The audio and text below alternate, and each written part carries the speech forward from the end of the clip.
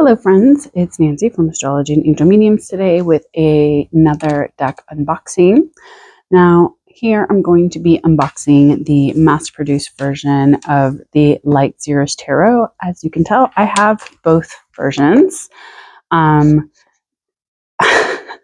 reason why I purchased this deck as the mass-produced version is I'm going to be working on a little art project, and so I wanted a copy of these cards but without wrecking, as I really do love the original version. This is the indie print version by Chris Ann, and I really loved this deck. When it came out, I thought it was absolutely beautiful. I love this big chunky guidebook. Oh my gosh, I can't get it out. But as you can tell, it's a little bit awkward if you were to try to carry all of this with you, just because the box is beautiful, but it's also kind of chunky. And then we have this big, thick, chunky guidebook that goes with it. So I have the version that has the other Ten of Swords, and my Ten of Swords is actually kind of wrecked, so you can tell where it is in the deck. I don't have the original Ten of Swords that was included in the deck, which I'm not going to get into that, but I always thought this deck was absolutely beautiful. It's a beautiful green edged deck. It reads beautifully, and I've just kind of kept it because I think it's a beautiful deck, and so I wanted to kind of include it in this little project that I'm going to be working on and putting together soon. So I just wanted to show you guys that I do have the OG like indie print version of it, but I wanted to unbox the actual mass-produced. Of course, it's really snug because I haven't opened this yet. Mass-produced version of this deck. So inside we have a little like poem, and so it says, "And into the gray we follow like 1,000 flickering stars, and there in a sunlit hollow, who we lose and find what is ours. So dear light and shadow seer, may this deck help you find what is yours. Love, Chris Ann," or XO, Chris Ann. So just a typical kind of deck box, you know, nothing too crazy. I don't think that this is called a clamshell, but I always want to call it a clamshell, where you just kind of open it. The finish is a little bit different, as you can tell, because again, this is mass produced. It's not going to have the same luxurious kind of vibe that I feel comes with this deck. And we don't have that beautiful green edging, which I did not know. I thought it was actually going to have that green edging. So just in comparison, if I can get this out, I'll grab a couple of these. So as you can see, this has that green edging. The deck is this beautiful kind of matte finish, not a lot of sheen, maybe. And this is a little bit more of, it's a little bit thinner, it seems like. No edging, and it has more of a like satin kind of finish or something, maybe eggshell. This is maybe eggshell, and this is like a satin finish. So it's not super glossy, but it does have a little bit of that shine. But as you can tell, the artwork is still really beautiful. It still stands out. Lots of vivid colors. There hasn't been a decrease in like the saturation, it seems like. Okay, so let's put these guys back so I don't get them all mixed up. So it does come with a guidebook. I don't usually really care too much for the guidebooks, and it looks like this one has like some glue or something on it. But I think it is going to have a lot of the same information. I would have to do like a page by page comparison to kind of see if it does have the same amount of information or things like that, which I guess we could do real quick. Let's look at this. I'm trying to get to the Fool. So the Fool in the original indie print version of this deck, we have quite a bit of information. We have the Fool's message. We have some questions, some comments from the community that helped Chris Ann kind of put together this deck.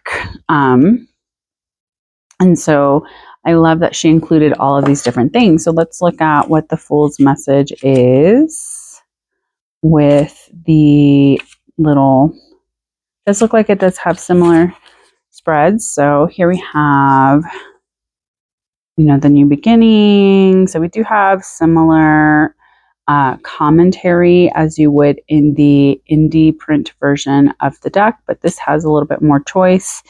And it seems like the experience overview has been removed, but the Fool's message is still the same, where it says every dream achieved begins with a seemingly foolish notion. So it is kind of word per word there. And then we also have, I think she has, I awaken my soul path and I am ready for adventure, but this says, I'm ready for this adventure down my soul path. So it's a little bit different.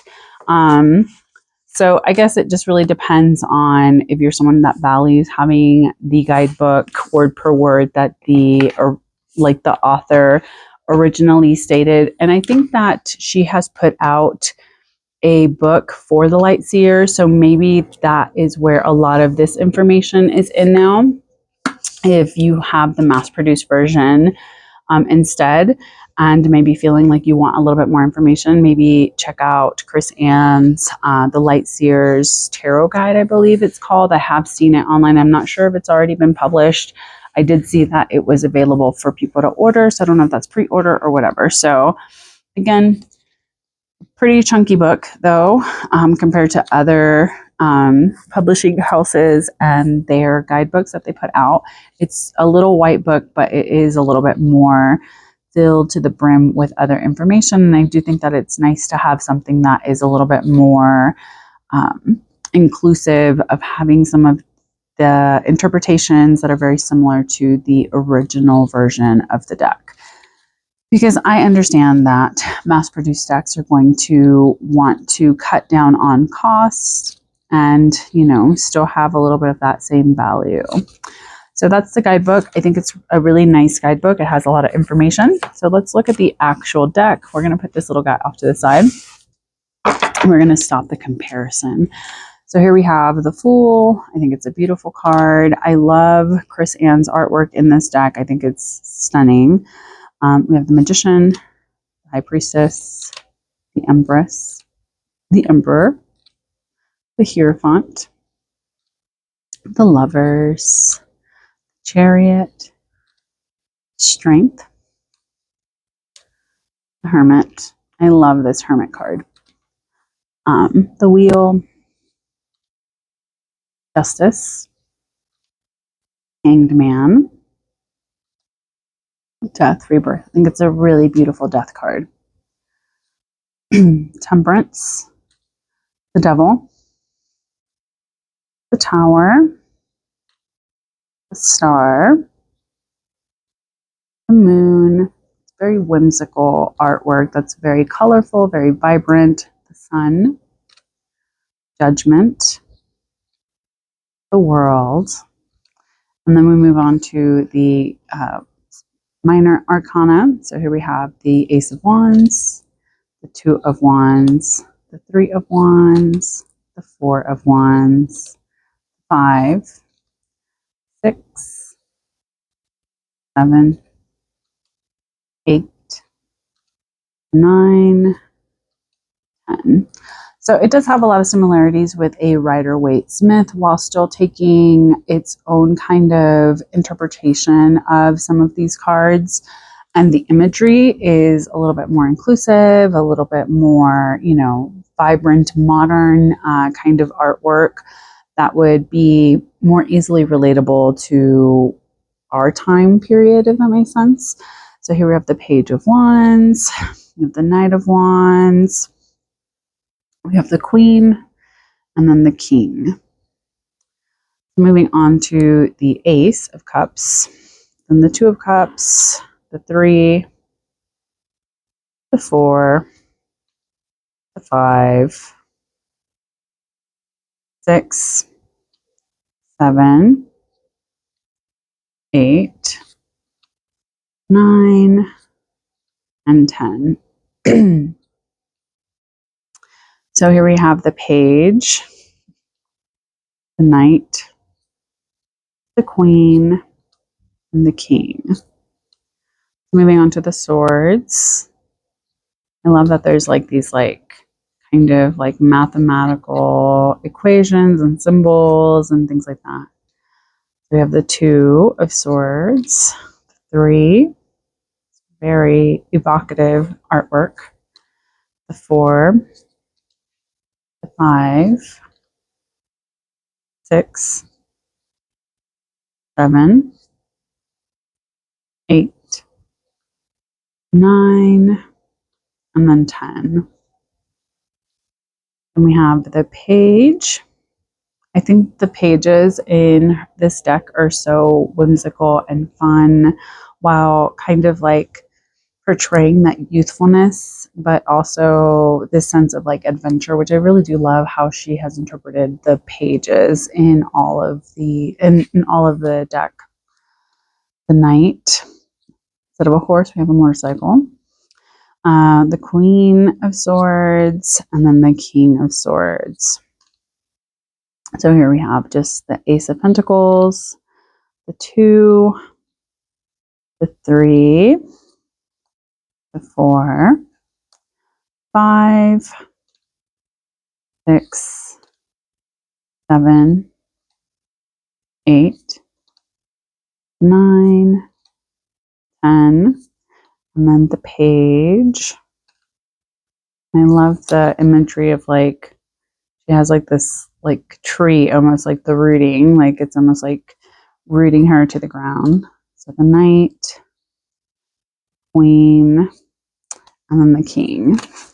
So again, this is one of these decks that I just think is stunning artistically. It has such a beautiful, vibrant energy to it. I love using my original version of this deck to do readings, especially for clients. I love just the imagery and how it's still tarot, but it feels fresh, if that makes sense. And I've been, using my original version since it came out, I think quite a few years ago now. But I'm glad that there is a mass-produced version of it, because I know a lot of people really love this deck. And I really hope that you guys, have seen this deck, have enjoyed it. Is this a sort of deck that you would typically purchase? I used to be very like, not really wanting decks with like a lot of people on them and things like that, but I'm slowly kind of shifting my taste on certain decks. Like I didn't used to like collage art decks, and here we are. I have quite a few now that I really enjoy and think are gorgeous. So let me know what you guys think. I want to say thank you so much for joining me. I really hope that you enjoyed this deck unboxing, and as always, take care, stay safe, and make good choices. Bye.